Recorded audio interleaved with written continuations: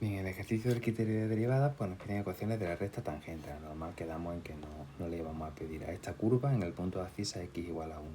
Pues recordad que la ecuación de recta tangente sería y igual a f en 1, en el punto de abscisa 1, más f' en 1 multiplicado por x menos 1, ¿vale? Lo que tenemos que hallar para resolver esto, primero cuánto vale f en 1, hacer f' en x y evaluarla en 1. Colocarlo aquí, hacer las cuentecillas y hemos acabado, ¿no? Venga, pues f en 1 lo tengo que hacer en el valor de la función. De poner x pongo 1 y hago las cuentecillas, ¿no? Sería menos 2 por 1 al cubo, más 1 al cuadrado, más 3 por 1 y más 3. Sería 3 y 3, 6 y 1, 7, menos 2, 5. Pues ya tengo f en 1. Pues y será igual f en 1, ya hemos quedado que es 5. 3 y 3, 6 y 1, 7, menos 2, 5, vale. Derivo f' en x, sería, recordar como derivábamos los polinomios, el 3 multiplicado en menos 2 sería menos 6x al cuadrado más 2x más 3. Y la derivada de 3 es 0, la del último, ¿no? Y ahora la evalúo en 1, pues donde la expresión que he obtenido de f' de x sustituyo el 1. ¿Quién será? Menos 6 por 1 al cuadrado, más 2 por 1 y más 3. 3 y 2, 5. 5 menos 6 sería menos 1. Pues sería más menos 1 que multiplica a x menos 1. ¿Cuál será entonces la ecuación de la recta tangente? Y será igual a 5 menos x menos por menos más 1, pues ahí será igual a 6 menos x. ¿De acuerdo? Bien, ahora tendríamos que seguir y tenemos las derivadas tenemos un par de derivadas en las que tenemos que aplicar las reglas de derivación, ¿no?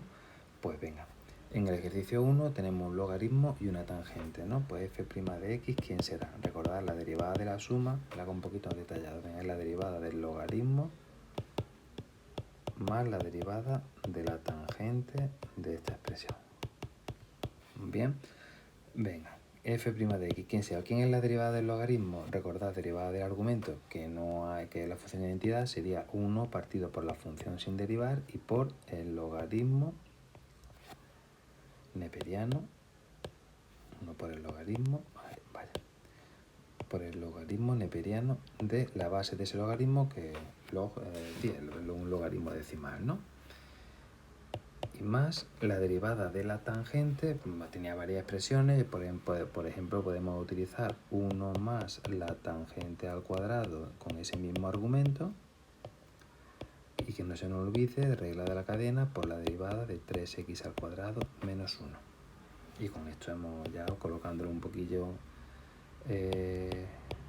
haciendo esa última derivada, pues ya hemos acabado, ¿no? 1 partido por x por el logaritmo neperiano de 10 más 1 más la tangente al cuadrado de 3x menos 1, todo ello multiplicado por la derivada de 3x al cuadrado menos 1, que igual que hemos practicado antes arriba, ¿no? En el polinomio de arriba, es 6x. Pues esta sería la expresión con la que podemos dar por finalizado este apartado. Y en el 4, pues tenemos una derivada de una exponencial. Recordar, f' de x, la derivada de la exponencial, ¿quién es? Ella misma, va con el mismo exponente multiplicada por la derivada del exponente. ¿Vale? Y la derivada de la raíz pues la podía hacer de dos formas, viéndolo como el radicando elevado a un medio o aplicando su propia regla de derivación, ¿no? Que es como lo voy a hacer ahora. Es raíz de 4x más 1, y acordad que la derivada de la raíz era la derivada del radicando de la raíz cuadrada partido por 2 veces la raíz cuadrada de 4x más 1. Lo único que me queda por derivar es el 4x más 1, que es 4, ¿no? Pues sería elevado a la raíz cuadrada de 4x más 1 por 4 partido por 2 por la raíz de 4x más 1. 4 entre 2 sería 2, pues se podría quedar como 2 veces la exponencial, la raíz de 4x más 1 partido por la raíz de 4x más 1, ¿vale? ¿vale? No me voy a molestar ni en racionalizar ni en nada por el estilo.